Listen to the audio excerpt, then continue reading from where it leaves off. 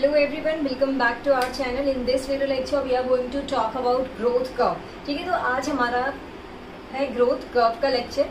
इसमें हम पढ़ेंगे कि क्या होता है ग्रोथ कर्व, किसके लिए हम यूज कर रहे हैं।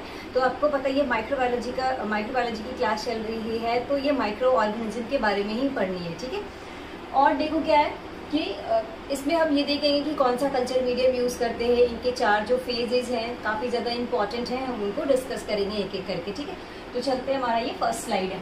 द बैक्टीरियल ग्रोथ कर्व क्या होता है? तो bacterial growth curve represents the number of life cells in a bacterial population. Growth curve represent करेगा यहाँ की जितनी भी बैक्टीरियल पॉपुलेशन है उसमें जो भी लाइफ सेल्स होंगे उनको क्या करते हैं, रिप्रेजेंट करते हैं। लाइफ सेल्स और कैपेबल ऑफ ग्रोथ, वैसी बैक्टीरिया जो अपने आप को क्या कर सकेगी, अलाइव, और जिनके पास कैपेबिलिटी होगी कि हाँ वो ग्रोथ कर सकेंगे। और ग्रोथ का मतलब होता है रिप्रोडक्शन करना। ठीक है, और नेचर में क्या करना, खुद को अडेप्ट करके अपने आप को स्टेबल रखना। तो ये हो गई, इनके बारे में हम पढ़ेंगे।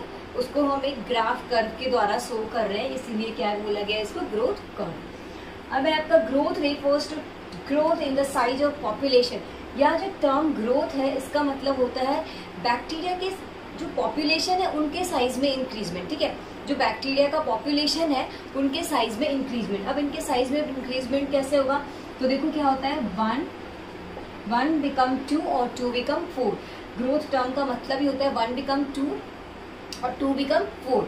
लाइक हमारे दो वाला यहाँ सीन नहीं है, हम 2 हमारे 4 और हम 1 हमारे 2 हमारे 4 हमारे 8। तो ऐसे होंगे 2 to 4, 4 से 8, 8 से 16, 16 से 32, 32 से 64 एंड सो ऑन। ठीक है, अब इनका क्या होता जाएगा, डबल होता जाएगा यहाँ पर। तो यही है, इनके पॉपुलेशन के साइज में इंक्रीजमेंट होगी, ना कि इनके स्ट्रक्चरल साइज में कोई अफेक्ट नहीं पड़ेगा। ठीक है, तो ये देखो क्या है, increase in population size that follows cell division. अब ये कौन सा मेथड अपनाता है, तो सेल डिवीजन अपना रहा है। ठीक है, अब है population growth is often studied by analysing the growth of microbes in liquid growth medium. अब इनकी जो पॉपुलेशन है, ठीक है, चलो हमने क्या किया, एक माइक्रो ऑर्गेनिज्म का क्या किया, सेटअप तैयार किया उनकी ग्रोथ के लिए। ठीक है, अब हमें उनको क्या करना है, कितनी ज्यादा ग्रोथ ही उनको एनालाइज करना है। तो हम उसको किस मीडियम में देते हैं, तो लिक्विड मीडियम में। और लिक्विड मीडियम को आपको पता है कि हम क्या बोलते हैं, ब्रॉथ बोलते हैं। ठीक है, broth culture. Micro organism grown in batch culture. अब इस माइक्रो ऑर्गेनिज्म को किधर किया जाता है, इनकी प्रोसेस कहाँ की जाती है, तो बैच कल्चर में। अब बैच कल्चर क्या होता है, बैच कल्चर होता है कि ह्यूमंस के द्वारा माइक्रो ऑर्गेनिज्म के लिए एक आर्टिफिशियल एनवायरनमेंट क्रिएट किया जाता है। ठीक है, अब आर्टिफिशियल एनवायरनमेंट कैसा, क्योंकि देखो जो नेचर में माइक्रो ऑर्गेनिज्म अपने आप को अडेप्ट करके रह रहा है, अपने आप को स्टेबल कर रहा है, तो चलो नेचर के अकॉर्डिंग है। बट जब हम ह्यूमंस करते हैं, ह्यूमंस उनके लिए जब हम उनके लिए आर्टिफिशियल एनवायरनमेंट क्रिएट करते हैं, तो क्या करते हैं उसमें उनका टेम्परेचर, उनका पीएच, उनका ऑस्मोटिक प्रेशर, जो भी है आपका ऑक्सीजन कंसंट्रेशन, सब हमको क्या करना पड़ता है, मेंटेन करना पड़ता है। अभी हमने लास्ट लेक्चर में क्या पढ़ा था कि कैसे माइक्रो ऑर्गेनिज्म की ग्रोथ को अफेक्ट करता है फिजिकल पैरामीटर्स और केमिकल पैरामीटर्स।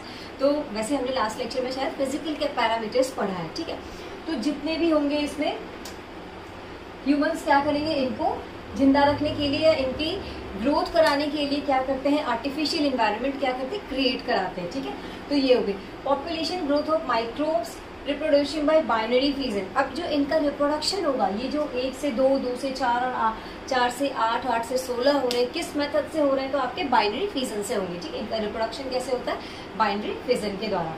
हाँ, और आपको पता है कि बैक्टीरिया का जो रिप्रोडक्शन है वो कैसे होता है, तो बाइनरी फिजन के द्वारा होता है। अब इनके 4 फेजेस है जो काफी इंपॉर्टेंट है, हम इनको एक एक करके डिटेल्स में भी देखेंगे। लैग फेज, लॉग फेज और एक्सपोनेंशियल फेज बोलते हैं इसको, लॉग फेज को। और थर्ड में स्टेशनरी फेज और है फोर्थ में आपके डिक्लाइन फेज। तो चलो मैं एक छोटा सा यहाँ पे ग्राफ बनाती हूँ सारा फेज रिप्रेजेंट करने के लिए। ठीक है,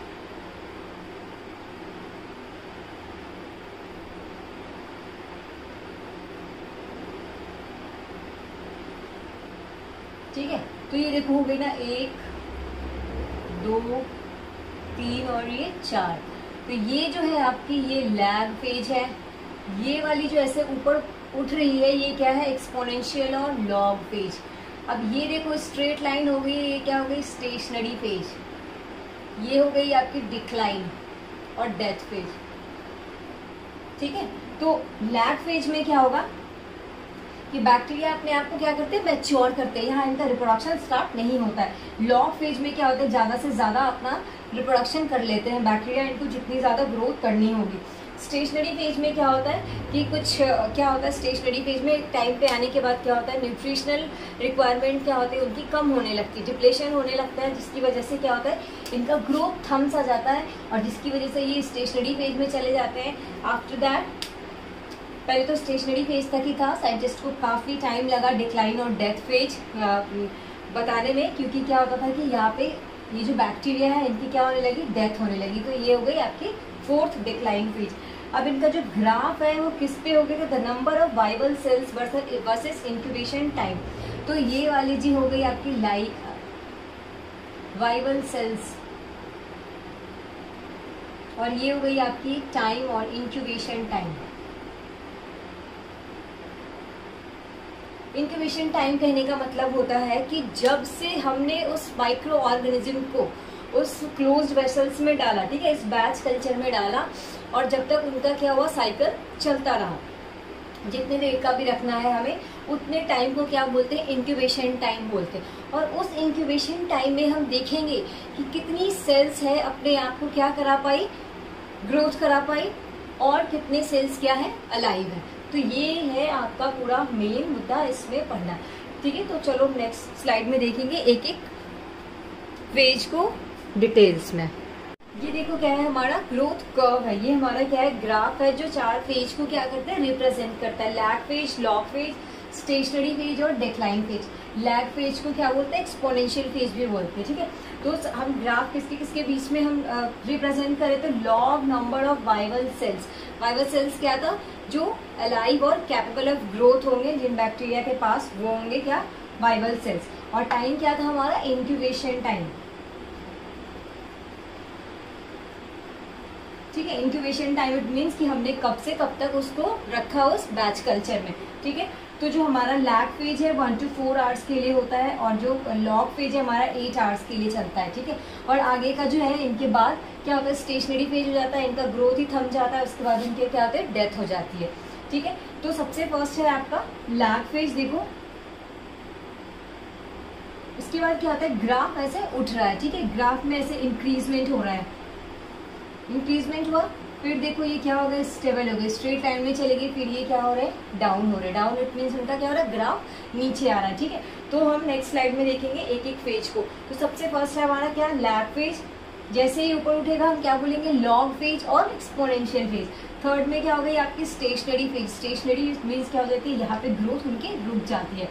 डिक्लाइन फेज में क्या हो गया, उनकी जो भी सेल्स था जिनका ग्रोथ रुक गया था उनका डेथ होने लगेगा। तो सबसे फर्स्ट है हमारा लैग फेज। ठीक है, हमने क्या देखा, सबसे फर्स्ट हमारा क्या है, lag phase, second one log phase, third one is stationary phase and fourth one is decline और डेथ फेज। और लॉग फेज को क्या बोलते हैं, दूसरा फेज एक्सपोनेंशियल फेज। ठीक है, तो लैग फेज में क्या होता है, जो हमारा यहाँ है देखो ये शुरू हुआ है। ठीक है, तो सबसे पहले हमें क्या करना है, क्लोज्ड वेसल्स तैयार करना है। ठीक है, ये क्लोज्ड वेसल्स तैयार किया, इसको क्या बोला, बैच कल्चर है। ये बैच कल्चर क्या था, तो ह्यूमंस के द्वारा आर्टिफिशियल एनवायरनमेंट क्रिएट किया जाता है इसके अंदर, किसके लिए, माइक्रो ऑर्गेनिज्म की ग्रोथ के लिए। तो इसके अंदर कौन सा है, ब्रॉथ कल्चर। ब्रॉथ कल्चर क्या था, तो लिक्विड मीडियम।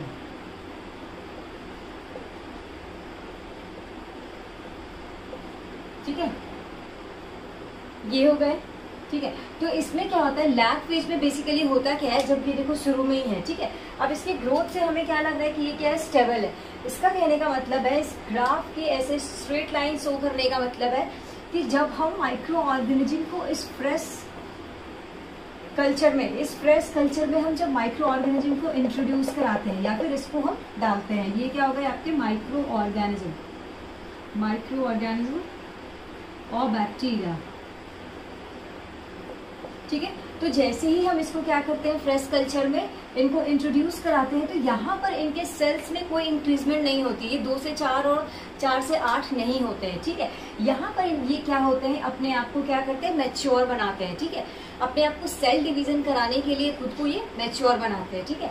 तो ये इस फेज को हम क्या बोलते हैं, लैग फेज बोलते हैं। लैग फेज में क्या होता है, यहाँ पर सेल डबल नहीं होता है, ठीक है। ये याद रखेंगे कि सेल डबल यहाँ पे नहीं होता है, ठीक है, और सेल डिवीजन भी यहाँ नहीं होता है। तो ये कैसे अपने आप को मैच्योर कराते हैं, तो यहाँ क्या होगा, रेप्लिकेशन ऑफ डीएनए होगा, ठीक है। इनका डीएनए सिंथेसाइज होगा, अपने आप को ये क्या करते हैं, मैच्योर कराते हैं कि हाँ सेल डिवीजन होने के पहले खुद को क्या करते हैं, मैच्योर कराएंगे। तो क्या देखा हमने, यहाँ पे क्या होते हैं, सेल्स अपने आप को क्या करते हैं, सेल डिवीजन होने के पहले खुद को मैच्योर कराते हैं, ठीक है। अब इस फेज को हम इनएक्टिव फेज भी नहीं कह सकते, ये मतलब नहीं कह सकते हैं कि ये क्या हो गए, यहाँ पे इनका ग्रोथ डबल नहीं हो रहा तो ये इनएक्टिव फेज हो गई, यहाँ पे इनका कोई काम नहीं। ये क्या करते हैं, कुछ अपने जो है कुछ जो कंपाउंड है उनको क्या करते हैं, सिंथेसाइज करते हैं ताकि उनका आगे सेल डिवीजन होने में इजी हो। वो सेल डिवीजन होने के लिए क्या होता है, प्रिपेयर होते हैं इस लैग फेज में, ठीक है। तो सबसे फर्स्ट में होता है आपका ये कि cells begin to replicate their DNA, cells begin replicate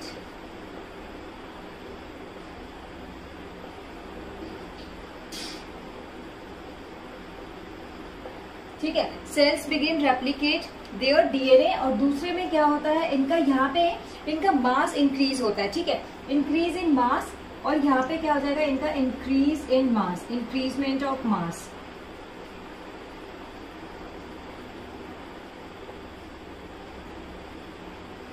ठीक है।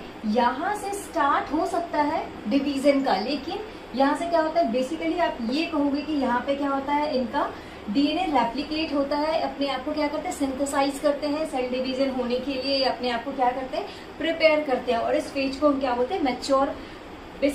अब है हमारा दूसरा लॉग फेज और एक्सपोनेंशियल फेज, ठीक है। एक्सपोनेंशियल का मतलब होता है क्या, इंक्रीज होगा यहाँ पर, ठीक है। इनका जो ग्रोथ, इनका जो साइज ऑफ पॉपुलेशन होगा क्या होगा, इंक्रीज होगा। कैसे इंक्रीज करेगा, तो जैसे ही हमने सारा, तो यार सबसे पहले हमने क्या देखा, लैग फेज में वो क्या हो गया था, मैच्योर हो गया। अब रेडी टू डिवाइड, इस फेज में क्या हो जाता है, ये अपने आप को क्या करते हैं, डिवाइड करेंगे। तो यहाँ क्या होता है, मैक्सिमम रेट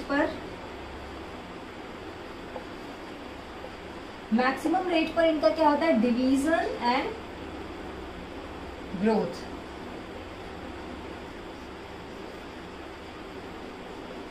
ठीक है।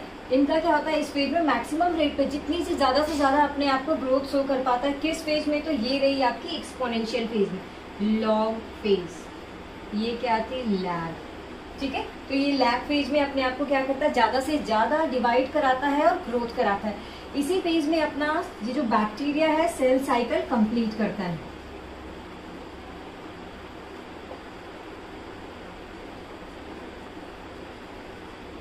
ठीक है। सेल साइकिल भी क्या करता है, कंप्लीट करता है, ठीक है। और ये यहाँ पे क्या होता है, सेल नंबर भी क्या होता है, डबल होता है, सेल नंबर डबलिंग। और डबलिंग का मतलब होता है, इनिशियल नंबर क्या होता है, इनिशियल नंबर जो भी सेल का हमने इनिशियल नंबर माना कि हम कितना दिए, 8 सेल्स दिए, ठीक है, 8 दिया, तो यहाँ कितना हो जाएगा, 16 हो जाएगा, 16 से 32 हो जाएगा, 32 से 64। तो ये इनिशियल नंबर क्या होता जाता है, आपका डबल होता जाता है, इनका इंक्रीजमेंट होता जाता है। तो हम ये भी कहेंगे कि इनका जो ये ग्रोथ है, इस फेज में जो ग्रोथ है, ये किस पे डिपेंड करता है, इनके इन्वायरमेंट कंडीशन पे और ये बैच कल्चर पे, ठीक है। बैच कल्चर था क्या, तो इन्वायरमेंटल कंडीशन और किस पे डिपेंड करता है ग्रोथ आपका, तो कल्चर मीडियम पे,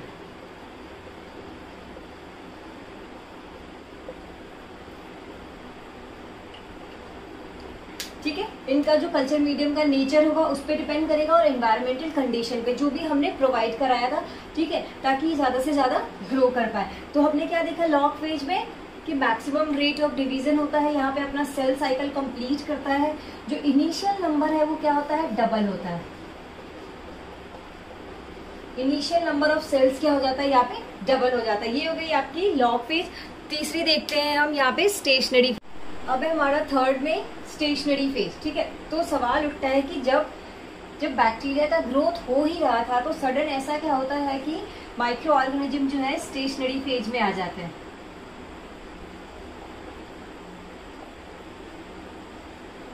ठीक है, ऐसी क्या कंडीशन हो जाती है जिसकी वजह से माइक्रो ऑर्गेनिज्म कहाँ चले जाते हैं? स्टेशनरी फेज में। स्टेशनरी फेज का मतलब होता है cell division is equal to cell death. Cell division अगर होगा भी तो वहां क्या होगा, जितने नंबर सेल डिवीजन होंगे उतना क्या होगा, सेल डेथ भी होगा। अगर 1 से 2 हुआ है तो 2 सेल्स का क्या हो जाएगा, डेथ भी हो जाएगा। ठीक है, तो ये हो गई। न्यूट्रिएंट लिमिटेशंस आ जाते हैं यहाँ पे। यहाँ क्या होता है, जब हमने बैच कल्चर में मीडियम को डाला था, ठीक है, इस कल्चर मीडियम को डाला था, सारा रिक्वायरमेंट हमने जो भी हमें रिक्वायरमेंट थी उस माइक्रो ऑर्गेनिज्म की ग्रोथ के लिए हमने सब कुछ रिक्वायरमेंट फुलफिल किया। ठीक है, बट क्या होता है कि लैग फेज कंप्लीट किया, लॉग फेज कंप्लीट किया। ठीक है, दोनों कंप्लीट करने के बाद क्या होता है, धीरे धीरे इनकी ये जो है आपका कल्चर मीडियम न्यूट्रिएंट क्वालिटी इनकी क्या होती है, न्यूट्रिएंट लिमिटेशंस क्या हो जाती है, इनकी डिप्लेशन होने लगती है। इनका जो न्यूट्रिएंट अवेलेबिलिटी होता है वो कम होने लगता है। ऑक्सीजन अवेलेबिलिटी भी कम होने लगेगा जो एरोबिक बैक्टीरिया होंगे उनके लिए। ठीक है, तो जिसकी वजह से क्या होता है, सेल ग्रोथ नहीं कर पाता है। ठीक है, जिसकी वजह से क्या होती है, सेल डेथ होने लगता है। और दूसरी वजह होती है आपकी accumulation of toxic waste product. अब क्या होगा, धीरे धीरे बैक्टीरिया क्या करते हैं, जो बैक्टीरिया है वो खुद सिक्रीट करने लगते हैं क्या, टॉक्सिक वेस्ट प्रोडक्ट। ठीक है, टॉक्सिक वेस्ट प्रोडक्ट प्रोड्यूस करने लगेंगे। और क्या करते हैं, कुछ ऑर्गेनिक एसिड प्रोड्यूस करने लगेंगे। वैसे ऑर्गेनिक एसिड और टॉक्सिक वेस्ट प्रोडक्ट सिक्रीट करने लगते हैं, जिसकी वजह से क्या होता है, उनका जो एनवायरनमेंट होता है वो क्या हो जाता है, टॉक्सिक हो जाएगा। ठीक है, जैसे कि देखो स्ट्रेप्टोकोकस बैक्टीरिया, स्ट्रेप्टोकोकाई है, वो क्या करते हैं, लैक्टिक एसिड का इतना ज्यादा वो सिक्रीशन करते हैं स्ट्रेप्टोकोकाई। ठीक है, लैक्टिक एसिड सिक्रीट करते हैं। ठीक है, जिसकी वजह से ये क्या होता है, पूरा एनवायरनमेंट एसिडिक हो जाता है। ठीक है, तो ये जिसकी वजह से स्ट्रेप्टोकोकाई बैक्टीरिया की क्या होने लगती है, डेथ होने लगती है। ठीक है, तो अब हम लास्ट में पढ़ेंगे स्टेशनरी फेज। तो सबसे हमारा लास्ट में है डिक्लाइन फेज और डेथ फेज बोलते हैं। ठीक है, तो सबसे स्टेशनरी फेज में क्या हो गया था कि उनका सेल डिवीजन रुक गया था, जितना सेल डिवीजन हो रहा था उतना ज्यादा सेल डेथ हो रहा। तो फोर्थ में क्या हो गई आपके, डिक्लाइन और डेथ फेज। ठीक है, डिक्लाइन देखो ये डिक्रीज हो रहा है। ठीक है, और इनकी डेथ होने लगेगी। तो इसका रीजन क्या होता है कि bacteria run out of nutrients. देखो क्या हुआ था कि स्टेशनरी फेज में क्या हो गई थी, उनकी न्यूट्रिएंट अवेलेबिलिटी कम होने लगी थी, उनका डिप्लेशन होने लगा था, जिसकी वजह से सेल डिवीजन रुक गया था। तो यहाँ क्या होता है, इनका क्या होता है, जो भी न्यूट्रिएंट हमने प्रोवाइड कराया था वो कम होने लगेगा, जिसकी वजह से क्या होगा, हमें मान लो हमें न्यूट्रिशन नहीं मिलेगी तो हम कितने दिन तक जिंदा रहेंगे, नहीं ज्यादा रह सकते। इसकी वजह से क्या होती है, इनकी भी डेथ होने लगती है। The death phase is brought by exhaustion of nutrients का एग्जॉशन होने लगता है और accumulation of toxic products and autolytic enzymes.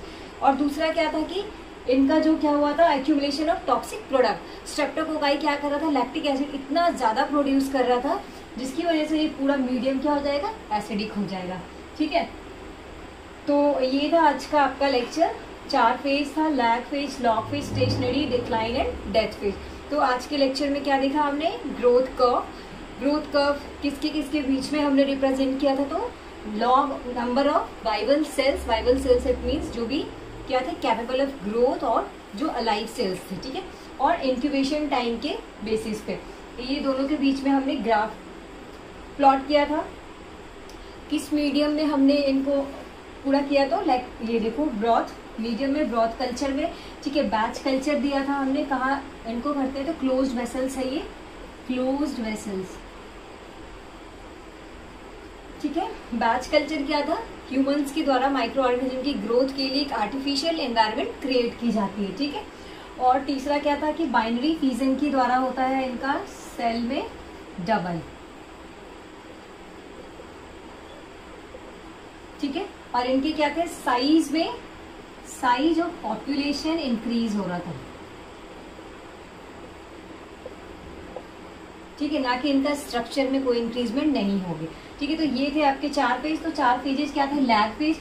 Lag phase में क्या हो रहा था? सेल अपने आप को क्या कर रहा था? बैक्टीरिया मैच्योर कर रहा था डिवाइड होने के लिए। ठीक है, और दूसरे लॉग फेज में क्या हो रहा था? और एक्सपोनेंशियल फेज में कि ज्यादा से ज्यादा मैक्सिमल रेट पे क्या हो रहे थे? बैक्टीरिया ग्रोथ कर रहे थे और डिवाइड हो रहे थे। ठीक है, ये हो गई आपकी। और यहाँ पे इनका सेल डिवीजन भी कंप्लीट हो जा रहा था किस फेज में? लॉग फेज में। अब देखो, न्यूट्रिएंट डिप्लीशन की वजह से स्टेशनरी फेज में बैक्टीरिया पहुंच रहा था, जहां क्या हो रहे थे? कुछ एक्सक्रीटरी कुछ जो है आपके टॉक्सिक प्रोडक्ट सीक्रीट हो रहे थे बैक्टीरिया के द्वारा, जिसकी वजह से बैक्टीरिया खुद को सर्वाइव नहीं कर पा रहे थे, और कुछ ऑर्गेनिक एसिड जो क्या थे? हार्मफुल थे।